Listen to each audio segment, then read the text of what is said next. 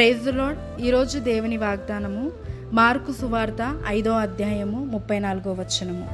కుమారి, నీ విశ్వాసము నిన్ను స్వస్థపరచెను, సమాధాన గలదానివై పొమ్ము. ఈరోజు నీ విశ్వాసము ద్వారా దేవుడు స్వస్థపరుస్తానని, సమాధానపరుస్తానని వాగ్దానము చేస్తున్నాడు. మరి ఒక స్త్రీ విశ్వాసము ద్వారా అక్కడ ఒక అద్భుతము జరిగింది. మరి యేసయ్య వెళ్తుండగా మరి అనేక మంది జను సమూహము ఆయన మీద పడుచు ఆయనని స్వస్థపరచాలని వేడుకుంటూ ఉన్న గుంపు సమూహములో ఒక స్త్రీ వచ్చి, ఎలాగైనా నేను ఈరోజు స్వస్థత పొందాలి, ఇంత జను సమూహంలో నేను ఆయనను ముట్టలేను, కనీసం ఆయన వస్త్రము ముట్టినను నేను స్వస్థపడతాను అని ఒక విశ్వాసముతో ఉంది. ఇక్కడ చూస్తే ఆ స్త్రీ విషయంలో ఆమెకు ఒక అనారోగ్యం ఉంది. 12 ఏళ్లతో రక్తస్రావము గల రోగముతో బాధపడుతుంది. తన దగ్గర ఉన్న డబ్బులన్నీ ఖర్చు పెట్టింది.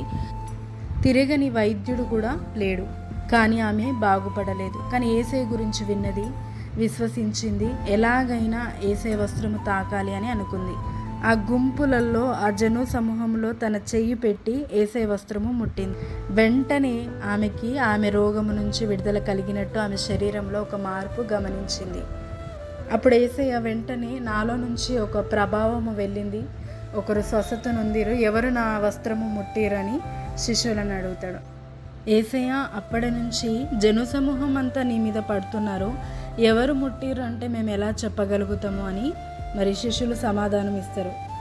అప్పుడు తను భయపడుకుంటూ వణుకుచు యేసయ్య దగ్గరికి వచ్చి, నేనే ఆ స్వస్థత పొందింది, నీ వస్త్రము ముట్టినని చెప్పినప్పుడు, యేసయ్య నువ్వు భయపడకు, నీ విశ్వాసము నిన్ను స్వస్థపరిచింది, సమాధాన గల దానివై వెళ్ళుము అని చెప్తాడు.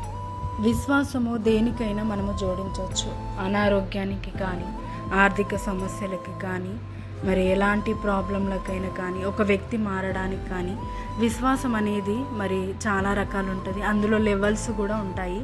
మనము ఎప్పుడైతే విశ్వసిస్తామో ఒక అద్భుతం అనేది జరుగుతుంది. విశ్వాసం అంటే లేనిది నమ్మడమే విశ్వాసం.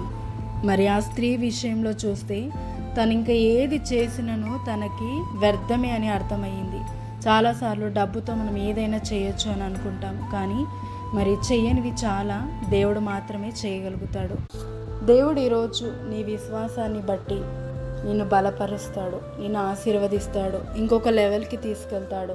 నీ పరిస్థితులన్నీ మార్చివేసే విశ్వాసాన్ని దేవుడు కలగజేస్తాడు. నువ్వు ప్రార్థించి ఆయన యందు విశ్వాసం ఉంచితే నీ ప్రతి అనారోగ్యము నుంచి నీకు విడుదల, ప్రతి ఆర్థిక సమస్యల నుంచి నీకు విడుదల, ప్రతి కష్టము నుంచి నీకు విడుదల, మారని వ్యక్తుల నుంచి నీకు విడుదల. విశ్వాసము అసాధ్యమైన కార్యములను సాధ్యము చేస్తుంది. ఈరోజు దేవుడు నీకు విశ్వాసాన్ని కలుగచేసి, నీకున్న విశ్వాసాన్ని నుంచి దేవుడు ప్రతి పరిస్థితి నుంచి నిన్ను గట్టెక్కించునుగాక. ప్రార్థించుకుందాం. తండ్రి, యేసుక్రీస్తు నామమున ప్రార్థిస్తున్నాము. నీవు మాత్రమే తండ్రి విశ్వాసానికి కర్త అయి ఉన్నావు. మా విశ్వాసాన్ని గమనించిన దేవ, ఇంకా బలపరచువాడు నీవే. ప్రతి పరిస్థితి నుంచి మేము దాటి ఉండులాగా నీ కృప దయచేయి.